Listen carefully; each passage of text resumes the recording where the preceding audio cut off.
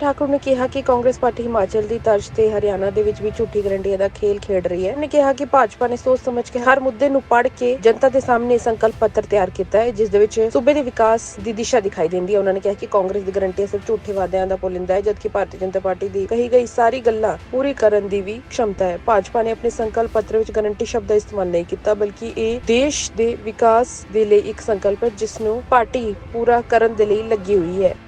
हिमाचल में क्योंकि कांग्रेस की सरकार ने आय के कोई स्रोत खड़े नहीं। दूसरा, 1.5 साल से सरकार है या नहीं एक बराबर हिमाचल की हालत है। आपको अगर सोशल वेलफेयर करना भी, सामाजिक सुरक्षा से जुड़ी हुई योजनाओं को लाना भी, आपकी आय के साधन भी बढ़ने चाहिए। जैसे प्रधानमंत्री मोदी जी देश में हैं, मैंने आपको एक उदाहरण दिया कि हमने फर्जी जो राशन कार्ड, एलपीजी सिलेंडर वगैरह उनको खत्म किया, बाकी योजनाएं जो फर्जी थी उनको खत्म किया, तो 2,74,000 करोड़ हमने बचाया और गरीब की भलाई के लिए लगाया। तो इसलिए वो एक तरीका है। दूसरा, भारत की आमदन बढ़ी मोदी जी के नेतृत्व में। भारत 10वें नंबर की अर्थव्यवस्था था, दुनिया की 5वीं बड़ी अर्थव्यवस्था। जब हम 2014 में आए तब हमारा विदेशी मुद्रा भंडार 320 बिलियन डॉलर था, आज 690 बिलियन डॉलर है। यानी कि जो 65 साल में कांग्रेस ने इकट्ठा किया, हमने 10 साल में उसे दुगने से ज्यादा कर दिया। हमारा एक्सपोर्ट 420 बिलियन डॉलर था, 777 बिलियन डॉलर।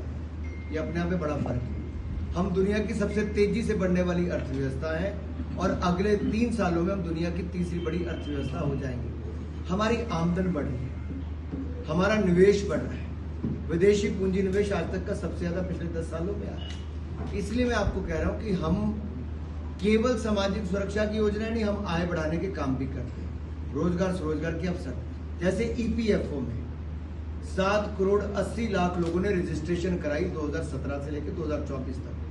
30 करोड़ ई श्रम कार्ड बने, ये हमारी सरकार में बने। तो हम आय भी बढ़ाते हैं। जैसे हरियाणा की आय बढ़ी, सड़कें बनी, पुल बने। कल्पना चावला अपना मेडिकल कॉलेज और अस्पताल ये कुछ नहीं कर पाए थे जी, हमारे समय हुआ।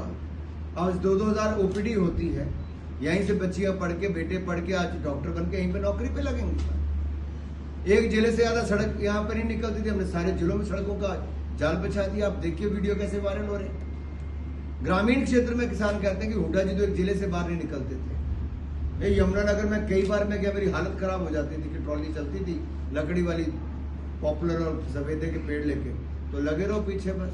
आप हाथी की चाल कहते हो, मैं कछुए की चाल चलने में मजबूर हो जाते थे। कांग्रेस के 10 साल में 2006 में स्वामीनाथन कमेटी की रिपोर्ट आई थी, कांग्रेस ने 8 साल उसको लागू नहीं किया।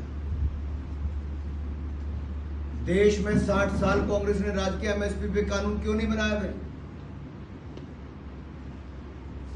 हमने स्वामीनाथन कमेटी की रिपोर्ट को लागू भी किया, 1.5 गुना दाम भी दिए।